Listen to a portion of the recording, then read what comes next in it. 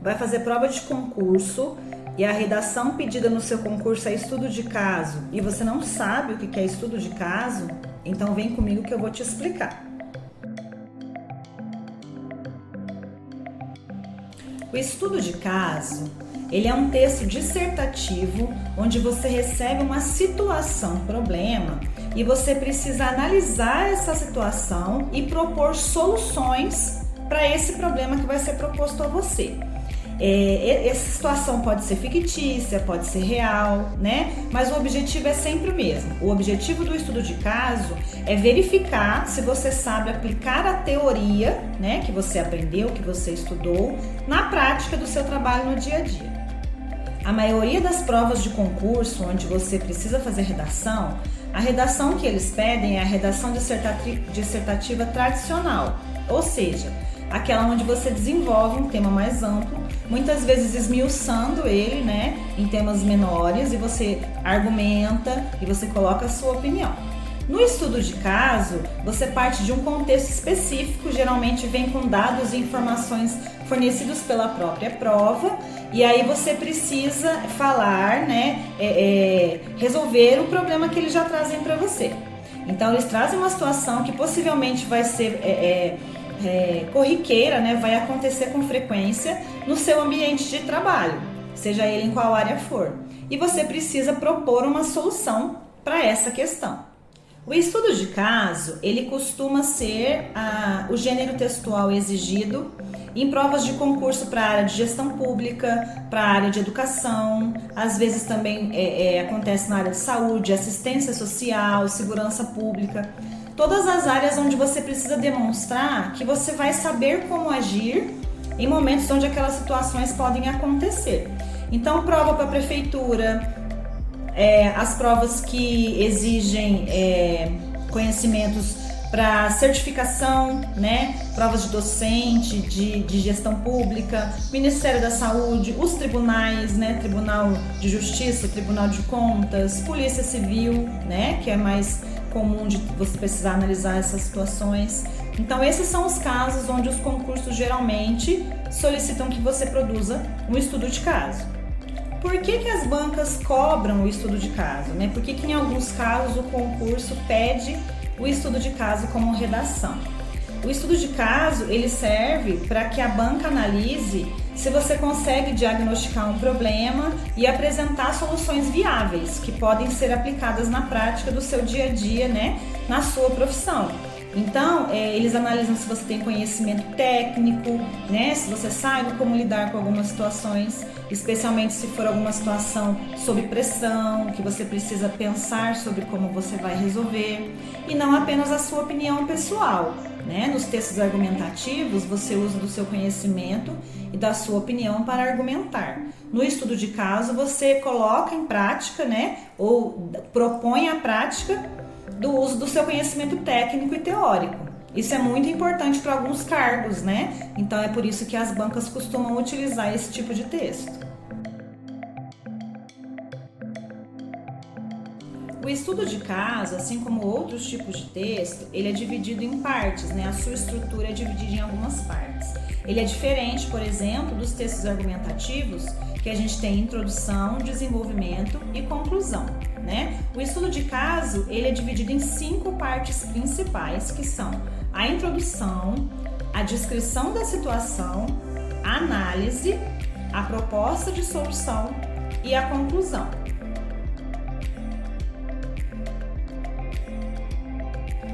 Na introdução do estudo de caso, assim como nós temos em outros textos, né, como o argumentativo, você vai apresentar a situação. Então você contextualiza o caso, né? Já vai ter ali um caso na sua proposta de redação. Você contextualiza, apresenta um problema, né, de forma breve, que é para o seu leitor entender do que se trata. E aí você ainda não traz soluções, você só situa o leitor para ele saber do que você vai falar durante o seu texto, né? Então a introdução, ela é a apresentação. Assim como no texto dissertativo você apresenta o tema e a sua tese, no estudo de caso você apresenta qual é o caso que vai ser tratado durante o seu texto. Por exemplo, A rede municipal de saúde de Beta enfrenta aumento significativo na demanda por consultas, o que tem causado sobrecarga nos profissionais e insatisfação dos usuários.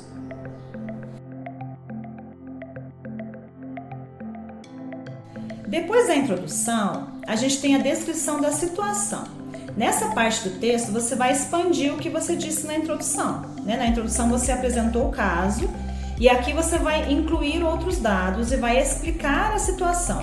Então, você vai apresentar as causas por que essa situação acontece, vai falar do contexto social onde essa situação acontece, situação econômica, estrutural. Então, você vai falar nessa descrição por que esse problema que você citou lá na introdução está acontecendo. Então, você vai descrever toda essa situação para que o leitor compreenda do que se trata, por que isso acontece, e aí depois você vai trazer as soluções, ainda não é nessa parte. Outro exemplo, de acordo com o relatório da Secretaria de Saúde, o número de atendimentos subiu 40% em um ano, sem ampliação do quadro de profissionais ou melhoria na infraestrutura.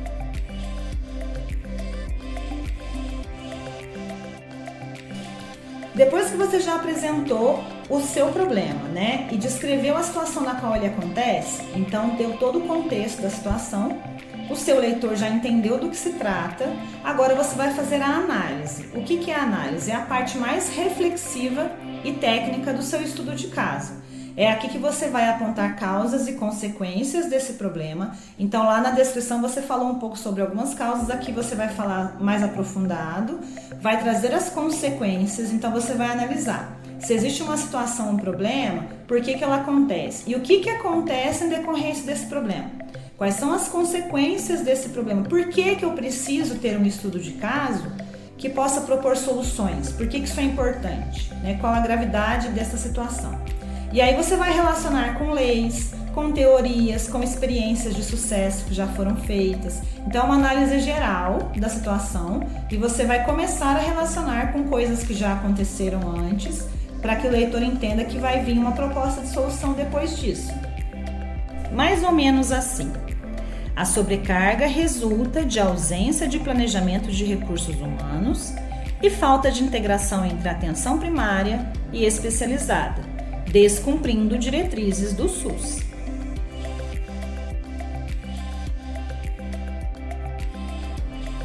E aí, então, nós temos a proposta de solução, Como o próprio nome já diz, depois que a gente apresentou o problema, depois que a gente falou sobre as causas, trouxe as consequências desse problema, Trazendo a importância de por que a gente precisa propor uma solução, agora a gente vai propor a solução.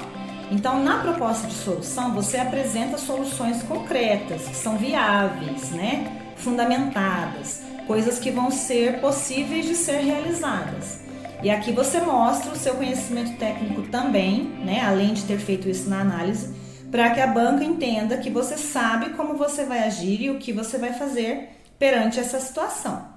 Pode ser organizado para curto prazo, médio, longo, a sua solução. E cada solução que você apresenta precisa ter uma justificativa. Você precisa explicar por que aquela proposta de solução vai ser boa, vai ser eficiente diante do problema que você já citou antes.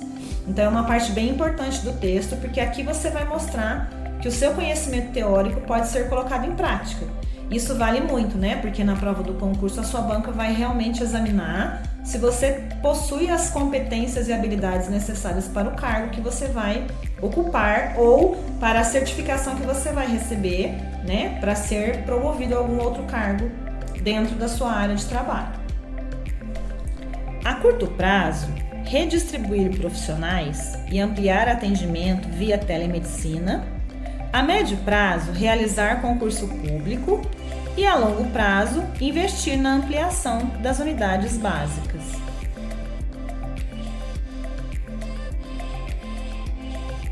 Para finalizar, na conclusão, a gente retoma o problema e reforça a solução que a gente expôs, na proposta de solução. Se você colocou mais de uma proposta de solução, aqui você reforça aquela que é a principal, a mais importante, que vai ser mais eficiente dentro do seu problema.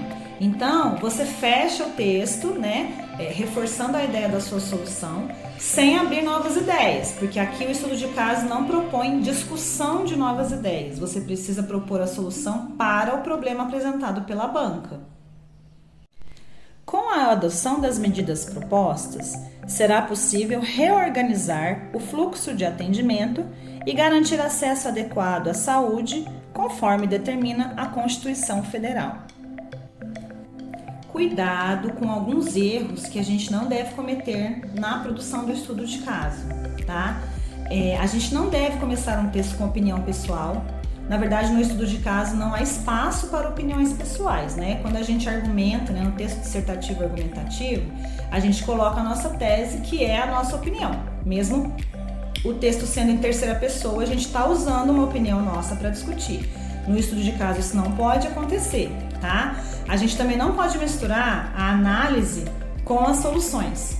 A análise é uma reflexão sobre a situação do problema e a solução é a proposta do que pode ser feito.